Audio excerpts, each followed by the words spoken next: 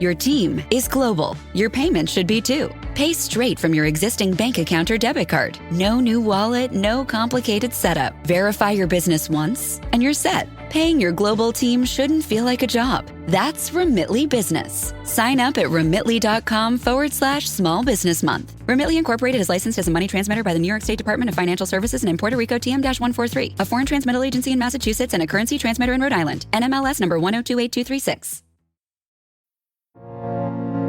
I'm Livy Dunn, All-American gymnast and Viore athlete. When you travel and train as much as I do, you find happiness where you are. On the mat or on the sand, movement and comfort are essential. That's why I live in Performance Joggers by Viore.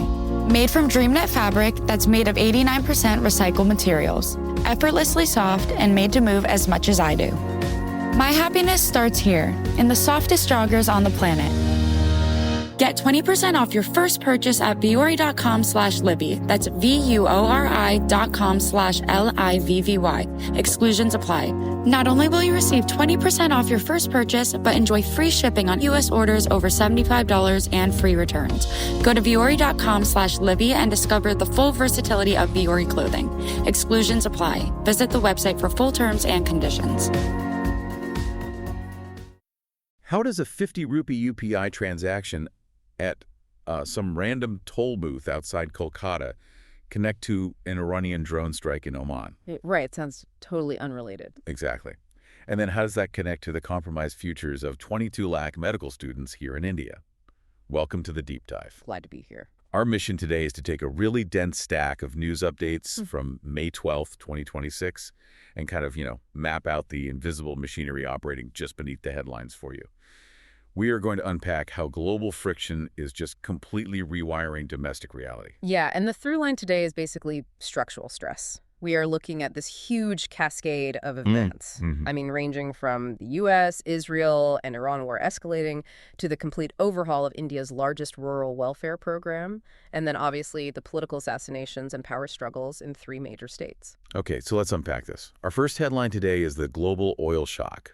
U.S. President Donald Trump has basically set fire to the diplomatic table. Yeah, he really did. He literally called Iran's counterproposal garbage. And he declared the current ceasefire is on life support, giving it a 1% chance of survival. Right. And I mean, the market reaction to a superpower leader essentially abandoning diplomacy is always immediate and violent. For sure. Brent crude futures instantly spiked to $104.51 a barrel. And U.S. West Texas Intermediate hit $98.40. Wow. Yeah, we are looking at a 40% surge in oil prices since this conflict began in late February. And to compound the panic, an Iranian drone strike actually hit the Salah oil storage facility in Oman, which caused a massive fire. See, that Oman strike just proves that physical energy infrastructure is completely exposed right now. Yeah. But digging into the intelligence briefings in our sources, there's this secondary layer of covert maneuvering that is just fascinating. Oh, the Pakistan situation. Exactly. Pakistan is publicly portraying itself as a neutral mediator in this conflict. Yet U.S. intelligence officials report that Pakistan secretly allowed Iranian military aircraft to shelter at the Nurkan Air Base near Rawalpindi. Which is huge. The presence of an Iranian RC-130 reconnaissance plane at a Pakistani base is a massive geopolitical tell. Why is that specific plane so important? Well, an RC-130 is heavily configured for electronic surveillance and intelligence gathering. So Iran moving these high-value assets shortly after an early April ceasefire suggests they were anticipating American strikes. They needed a safe harbor. Right. And Pakistan providing that harbor while publicly claiming neutrality, it just shows how complex the shadow diplomacy has actually become. And that shadow diplomacy is completely upending other global relationships, too. Like our next headline regarding the upcoming Trump-Xi summit in Beijing. Yeah, that shifted completely. A few months ago, this was supposed to be this brutal showdown over U.S. tariffs on China potentially hitting 145%. Yeah. But now the entire agenda has been hijacked. It had to change because China's fundamental economic lifeline is under threat right now. I mean, half of China's crude oil imports pass through the Strait of Hormuz. Half of them. That is wild. Exactly. If that waterway is blocked by an escalating war, China's export-driven economy faces a devastating recession. So the U.S. Treasury Secretary is now actively urging Beijing to use its influence to pressure Iran into keeping the strait open. Which basically means Washington suddenly needs a massive favor from Beijing. Yeah. The leverage is just completely flipped. Precisely. China is now in a position to extract major concessions. They can leverage Washington's desperation to demand stability on trade, protecting their record $1.2 trillion surplus. Right. And they can push back aggressively against the $11 billion U.S. arms package destined for Taiwan. The United States just cannot fight an economic war with China while also relying on them to police the Middle East. Let's follow that macroeconomic shockwave directly into India, because our next headline covers the domestic economic fallout, and it is severe. Very severe. The rupee has crashed to a record low of 95.31 against the dollar. The equity markets are bleeding, with the Sensex dropping over 1,300 points, and we just saw Prime Minister Modi issue an urgent austerity appeal. Yeah, he is asking citizens to work from home, stop buying gold, reduce fuel consumption, and even limit foreign travel. Right. And the Japanese financial services firm Nomura is projecting India's fiscal deficit to overshoot targets, potentially hitting 4.6% of GDP. So in response to this squeeze, Modi is launching a 5-nation European and Middle Eastern tour. He is going to the UAE, Netherlands, Sweden, Norway, and Italy. Just trying to lock down energy cooperation. Exactly. Securing new trade pathways is the priority. Meanwhile, Defense Minister Rajnath Singh chaired an informal group of ministers meeting, basically to stop the public from panic buying petrol. What did they say? He stated that India is sitting on 60 days of crude oil, 60 days of natural gas, 45 days of LPG, and a massive $703 billion in forex reserves. Plus, the oil marketing companies are reportedly absorbing losses of 1,000 crore rupees every single day just to shield the consumer. That is a staggering amount of money. But wait, explain this to me. I see a headline saying India has a $703 billion safety net and weeks of rolling stock. But in the very next breath, the Prime Minister is telling you to stop buying gold and to work from home. It seems contradictory. Totally. Those two realities do not compute for me. If we have that much cash in the bank, why are we acting like the economy is running out of gas tomorrow? Well, you really have to separate short-term liquidity from long-term structural bleeding. Think of the $703 billion in reserves in the rolling oil stock as like cash in your checking account. Okay. It guarantees the lights stay on this week. But the structural bleeding is the current account deficit. Between April and December of 2025, India ran a deficit of $30.1 billion. A $30 billion hole in just 9 months. Exactly. And a massive driver of that hole is importing oil and gold. Last year, crude oil, gold, vegetable oil, and fertilizers accounted for a third of India's total $775 billion import bill. Oh, wow. So when global oil prices surge by 40%, that import bill just explodes. So yes, the government is absorbing 1,000 crore a day in losses right now to keep pump prices stable, but mathematically, that is completely unsustainable. That makes sense. The Prime Minister's austerity appeal is an attempt to reduce demand before that structural deficit drains the reserves down to dangerous levels. Okay, that makes the connection clear. Well, The national balance sheet is bleeding cash to subsidize global oil prices, which leads perfectly into our next headline regarding massive domestic policy shifts. If the center is bleeding cash, they have to restructure how they spend money. This podcast is brought to you by Carvana. Selling your car should feel like one less thing on your list, not one more. With Carvana, it is. Just go to Carvana.com, enter your license plate or VIN, and get a real offer down to the penny. No back and forth, no surprises, just an experience you can trust. Like your offer? Accept it. Schedule pickup, and we'll come to you with a check in hand. Your car, your timeline, your terms. Visit Carvana.com to sell your car today. Carvana. Delivery fees and terms may apply. Internally. right.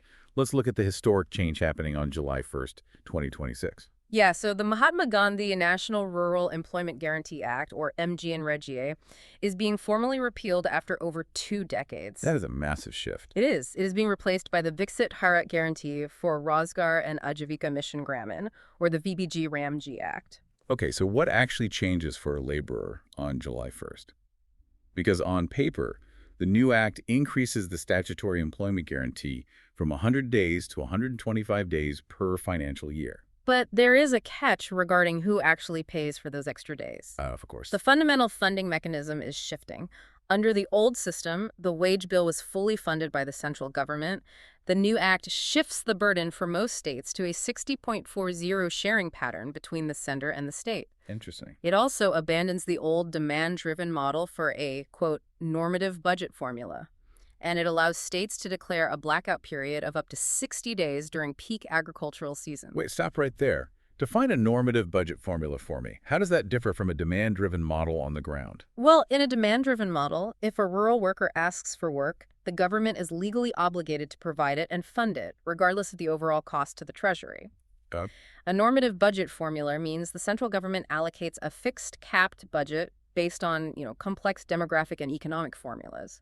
Once that budget is exhausted, The funding just stops. exactly, the funding stops. So if a state is already cash-strapped and suddenly they have to cover 40% of the wage bill, plus deal with a capped budget from the center, that sounds like the program could effectively paralyze in poorer states. And that is the exact critique coming from the opposition. Congress leader Jairam Ramesh has stated this represents extreme centralization. Right. He warned that the 60-day blackout periods fundamentally undermine workers' constitutional rights. And he also heavily criticized the lack of meaningful consultation with state governments before rolling this whole thing out. But Union Rural Development Minister Shivraj Singh Chauhan is painting a very different picture. He is. He is framing the repeal as the dawn of a new era for laborers and a necessary step toward building developed villages. The rhetoric is completely polarized, but the financial reality is undeniable, right? Right. The central government is transferring a massive portion of its welfare liabilities directly onto the states. That is the bottom line, yeah. And speaking of systemic vulnerabilities, our next headline is the NEET-UG 2026 medical entrance exam leak. The Rajasthan Special Operations Group is currently investigating this, and it affects over 22 lakh students. The details of this investigation really highlight a glaring blind spot in modern infrastructure. Usually. The investigators are tracking a 150-page PDF labeled as a guess paper. It contained 410 questions, and 120 of the chemistry questions match the actual exam identically. And they trace this PDF from a medical student in Kerala all the way to an associate in Sikar, Rajasthan. From there, it was just sold via WhatsApp for anywhere between 30,000 to 5 lakh rupees. Yeah, and the National Testing Agency is defending its security protocols. They utilize GPS-tracked vehicles with unique watermarks for the physical papers. Right. They have AI-assisted CCTV monitoring from a central command, biometric verification for every single candidate, and active 5G jammers installed at the testing centers. This is what I find so deeply ironic. We're building these absolute high-tech, multi-million-dollar physical fortresses, AI monitoring, biometrics, 5G signal jammers. Yeah. We are guarding the physical paper as if it contains nuclear launch codes. But the entire integrity of that system was completely dismantled by a simple PDF forwarded on WhatsApp a month before the exam even happened. It's like installing a biometric bank vault door on a tent. It is the illusion of security. The administration focuses entirely on securing the physical endpoint, the testing center. But if the digital origin point is compromised weeks in advance, the endpoint security is entirely irrelevant. Exactly. The NTA says they are cooperating fully with the probe and will not prejudge the outcome, but, the political damage is already done. Rahul Gandhi publicly stated the exam has essentially become an auction, prioritizing wealth over merit. So at the national level, we have economic deficits forcing welfare restructuring and institutional blind spots destroying the credibility of national exams. It is a lot of pressure. When you push that much stress down the pipeline, it eventually erupts at the state level. And the political friction we are seeing in the states right now is at an absolute boiling point. Let's look at our next headline regarding West Bengal. The environment in West Bengal is incredibly tense following the BJP and Suvendu Adhikari's historic victory over Mamata Banerjee. And there are two interconnected developments here. Okay. A criminal investigation and a massive administrative purge. Let's start with the criminal investigation. This involves the murder of Chandranath Rath, who was the personal assistant to Chief Minister Suvendu Adhikari. Rath was shot at point-blank range just 2 days after the election results were announced. Right, and a multi-state special investigation team managed to track down 3 alleged assassins, Mayank Raj Mishra, Vicky Maurya, and Raj Singh, who hail from Uttar Pradesh and Bihar. And how do they catch them? We just talked about high-tech security failing at a medical exam. Yeah. In Bengal, we see the flip side of that digital reality, which is a digital footprint solving a murder. The assassins were tracked because they made a single 50 rupee UPI payment at a toll booth near Kolkata. That one transaction exposed their entire escape route. And the politics surrounding the murder are extremely toxic right now. Chief Minister Aide claims this was a targeted political hit, ordered because of Rath's association with him and the victory in Pabanapur. Right. Rath's mother publicly blamed his BJP ties for his death. Meanwhile, the Trinamool Congress immediately condemned the killing and is demanding a court-monitored CBI probe just to clear the air. And the police suspect these were highly trained assassins, right? Yeah. Especially after they seized getaway vehicles with fake license plates. Exactly. And while the police untangle the assassination, the new BJP government is completely overhauling the state's administrative machinery. They just elevated Manoj Kumar Agarwal to the position of Chief Secretary of West Bengal. Appointing Agarwal is an intensely controversial move. Prior to this promotion, he was the chief electoral officer who oversaw the 2026 assembly elections. Wait, the man who ran the election for the Election Commission was just made the top bureaucrat by the party that won. Yes.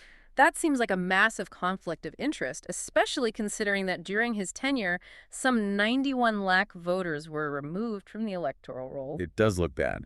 The BJP strongly defends Agarwal. Amazon presents Jeff versus Taco Truck Salsa. Whether it's Verde, Roja, or the orange one. For Jeff, trying any salsa is like playing Russian roulette with a flamethrower. Luckily, Jeff saved with Amazon and stocked up on antacids, ginger tea, and milk. Habanero? More like habanero, yes. Save the everyday with Amazon. Though they argue that his tenure delivered a violence-free election and that his promotion is based purely on merit. I am sure the opposition views it entirely differently. Oh, completely. Trinamool Congress MP Sagarika Ghose called the appointment outrageous. Congress leader Jairam Ramesh accused the Election Commission and the BJP of brazen collusion. He stated that a supposedly neutral official is basically being handsomely rewarded for delivering a specific result. Wow. And Adhikari is not stopping there, is he? No, he has fired multiple re-employed officials from the previous administration. He even issued a directive banning bureaucrats from using the term anuprerona. Anuprerona. Yeah, it translates to inspiration. It was a hallmark phrase used constantly during Mamata Banerjee's tenure. It is a systematic erasure of the previous regime. So what you are witnessing in West Bengal is the raw institutional machinery of the state being aggressively repurposed by a new government. Exactly.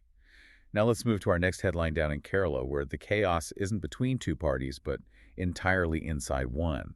The Congress Party won the state, but they are paralyzed by an internal battle over who gets to be chief minister. Yeah, you have two major power centers colliding here. On one side is KC Venugopal. He is currently a Lok Sabha MP, and he has the backing of the party's central high command in Delhi, along with the reported support of 47 out of 63 MLAs. And on the other side is V.D. Sathisen, the Congress legislature party leader. He has massive grassroots public support. But more importantly, he just secured the explicit backing of a crucial coalition ally, the Indian Union Muslim League, or IUML. Right. Explain the mechanics of this standoff to me. Why doesn't the party just hold a vote and move on? Why is the IUML's endorsement paralyzing the entire process? Because the IUML holds the balance of power in the coalition. If the Congress leadership ignores the IUML and picks Venugopal, they risk fracturing the alliance that just won them the state. Oh, I see. However, if they bow to the IUML's pressure and pick Sathisen, the BJP will instantly weaponize that decision. They will accuse the Congress of minority appeasement and taking orders from a regional religious party. It is a complete political trap. It really is. Furthermore, choosing Venugopal triggers a logistical nightmare. Because he is a Lok Sabha MP, making him chief minister means Kerala will be forced to hold 2 by-elections within 6 months. 2 of them. Yeah, one to fill his vacant parliament seat and one to get him elected to the state assembly. And Sathisen is refusing to back down or accept a subordinate role in a Venugopal cabinet. Rahul Gandhi has actually had to publicly step in, demanding an end to the public posturing. And looking in the background is Ramesh Chennithala. Right, positioning himself as a potential compromise candidate if the Venugopal and Sathisen factions just end up destroying each other. Factionalism is actively paralyzing their electoral victory. And our next headline out of Tamil Nadu proves that defeat generates just as much friction. The AIADMK suffered a dismal performance, winning only 47 out of 234 seats. Ouch. Yeah, now a massive internal revolt is underway. A faction led by CB Shanmugam is demanding that party chief Idapadi K. Palaniswamy, known as EPS, step down immediately, pointing to 4 consecutive electoral defeats under his leadership. And EPS is publicly denying any split within the party. But the pressure from the Shanmugam faction is mounting. Whether you look at the violent transition in Bengal, paralyzing deadlock in Kerala, or the internal revolt in Tamil Nadu, the pattern is identical. It is. The true cost of an election is rarely paid on voting day. It is paid in the weeks of institutional friction that follow. Okay, we have waded through global macroeconomic deficits, structural welfare collapses, and vicious state-level political infighting. We need a palate cleanser. Let's look at our final headline. The IPL match between the Delhi Capitals and the Punjab Kings in Dharamshala, because it actually provides a perfect micro-example of every... This episode is brought to you by Redfin. You're listening to a podcast, which means you're probably multitasking. Maybe even scrolling home listings on Redfin, saving homes without expecting to get them. But Redfin isn't just built for endless browsing. It's built to help you find and own a home. With agents who close twice as many deals, when you find the one, you've got a real shot at getting it. Get started at redfin.com. Own the dream. Everything we've been discussing today regarding systemic stress and resilience. It was a wildly dramatic game. Punjab set a daunting target of 211 runs, anchored by Shreyas Iyer hitting 59 and Priyansh Arya hitting 56. Delhi's response started as an absolute disaster. Punjab's Arshdeep Singh bowled a lethal spell, taking 2 quick wickets. By the 9th over, Delhi's highly paid top order had completely collapsed. They were reeling at 74 for 4. They looked entirely dead in the water. But the underlying domestic system held the line. Delhi's Indian seamers Aqib Nabi, Mukesh Kumar, and Madhav Tiwari, who was actually playing only his second T20 match, managed to restrict Punjab's late-over scoring. Right, keeping the target barely within the realm of mathematical possibility. And then the middle order executed an impossible rescue mission. Captain Aksar Patel grounded out an incredibly composed half-century. Then their impact player, Ashutosh Sharma, stepped onto the pitch and just detonated. 24 runs off just 10 balls. They pulled off a miraculous chase, handing Punjab their 4th straight defeat. When I look at this match, I don't see it as just a sports highlight. Delhi's top-tier, highly paid systems collapsed immediately under pressure. The superstars failed. Yeah. They survived only because their unglamorous middle management, a second-game bowler, and a grinding middle order refused to buckle. That is the defining mechanism of resilience, isn't it? When the elite primary systems fail, survival depends entirely on the structural integrity of the backups. And that brings us full circle, doesn't it? Today, we mapped how the shifting tides of a Middle Eastern war dictate the Prime Minister's travel schedule and force the government to rethink how it pays rural laborers. Exactly. We watched digital trails solve a political assassination in Bengal while simultaneously facilitating a massive medical exam leak in Rajasthan. Everything is bound together. Think about this for a second. We live in a world where a 50 rupee UPI payment at a toll booth can unravel a highly coordinated assassination plot. We live in a world where a single forwarded WhatsApp PDF can compromise the futures of 22 lakh students, rendering millions of dollars of biometric security completely useless. It is wild when you put it like that. Yet, despite all of this hypervisibility, despite having the technology to track every microtransaction and every message, the global superpowers are entirely unable to predict, control, or stop a macro-level war that threatens to sink the entire world economy. Are we entering an era where we have absolute total control over the micro details of our lives, but absolutely zero control over the macro? Something to chew on. Definitely. Thank you for joining us on this deep dive today. Keep asking questions, keep looking beyond the headlines, and keep finding those hidden connections in your own world. We'll catch you next time.